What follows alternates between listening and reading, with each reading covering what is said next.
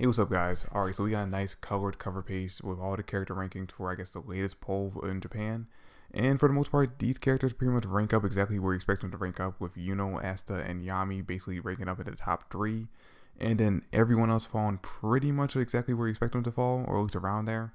Although there were a few characters that were like completely surprised they ended up where they ended up. For starters, I would not expect that Mimosa to place ranked 13. I personally would have put her in the top 10, at least number 7 on my list. But hey, that's just me. I love the character. She's actually one of my favorite characters in the series, so I'm a little biased right there.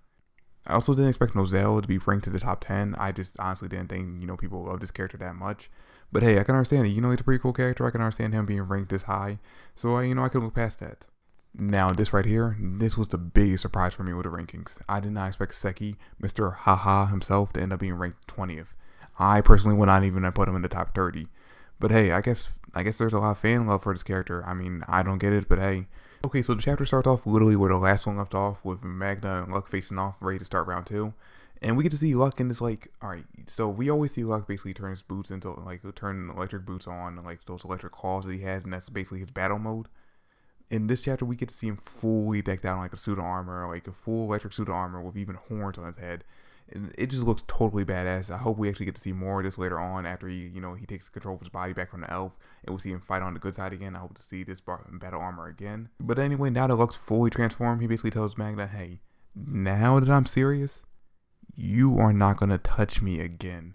And Magna instantly takes up the challenge and tries to throw a fireball at him, and Luck just disappears. Luck literally just vanishes from his sight, and then we get to see Luck basically jumping from building to building, from area to area.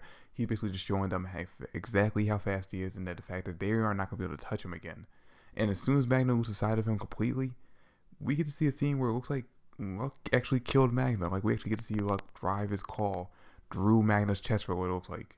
So yeah, for a moment there, it actually looks like Magna is seriously dead. And then you remember that Rogue's sitting right there, and that Vanessa's not going to let one of her friends die.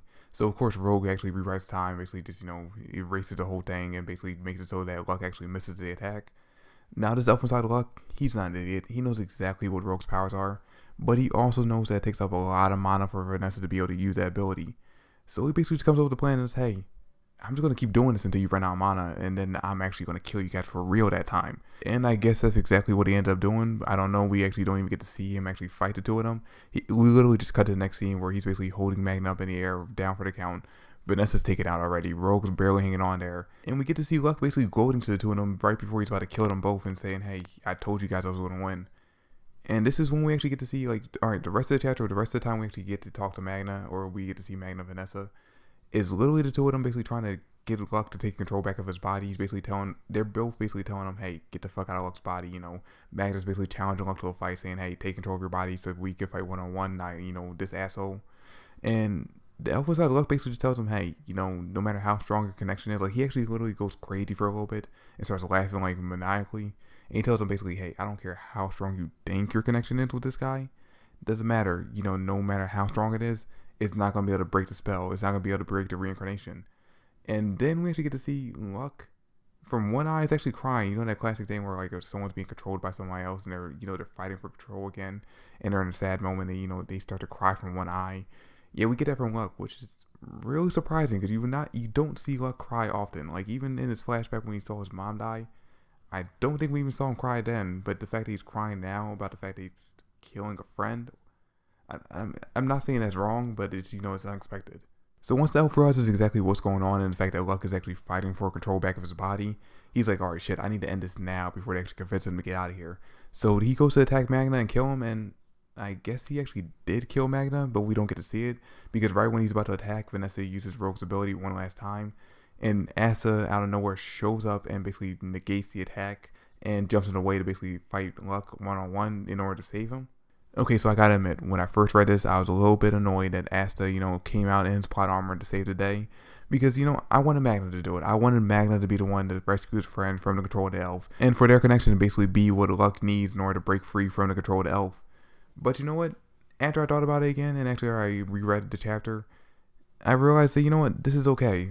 There's no reason to be upset about this, simply because of the fact that basically, this is all for scaling. And what I basically mean by scaling is the fact that, alright, we already know that the stronger the connection is between a human that's been turned into an elf and a normal person, the more the human inside that elf actually starts to fight back for control of their body. Now, in cases like with Klaus, we already know that the connection was not that strong between him, Asta, and Yuno. That's the reason why the elf was actually able to feel him fighting back, but he wasn't actually able to take back control of his body or even show effects of him taking back control. And when you look at Yuno's case, the reason why he was actually able to break the spell is because him and Asta have a very deep bond. Now, it also helps the fact that the elf that was in control of his body was not fully aware of himself, simply because of the fact that it's pretty much already assumed at this point that the elf that was control of his body was Lich's son. But still, he was still affected by the reincarnation magic, which means the Yuno that we know was still locked away inside of him. And it took Asta and his deep bond in order to break free. It basically ends up coming down to the stronger the connection between two people, the more that person can fight back for control of their body. That's why when you look at Luck and Magnus' case, despite the fact that Luck was actually able to show signs of retaking his body, based by the fact that, he was actually causing one of his eyes to cry, he wasn't fully able to take back his body simply because of the fact that despite him and Magna growing close as friends and basically becoming best friends inside the guild or inside the magic order, the two of them really don't have that deep of a connection. Yeah, they are kind of best friends at this point, but they've only really been kind of this close for not that long, only after Asta actually ended up joining the Black Bulls. And it really would take a connection as strong as Asta and Yuno in order to break the spell. Which is also the reason why I say that in order for Gaucha, in order to break the spell, not using Asta's sword, would be for his sister Marie to actually be the one to basically control or try to convince him to take control back of his body. But anyway, yeah, that's it for the chapter. Asta's pretty much there, ready to, fight back for control of Luck's body. Ignore the light. I literally cannot do anything about that. But yeah, that's it for the video. Thanks for watching. Hope you enjoyed. If you did, like, subscribe to the channel. I greatly appreciate it. Comment down below your thoughts and theories, and I'll catch you guys later. I'm excited for next week's chapter, and I cannot wait to see Asta going up against his fully powered Luck. Peace.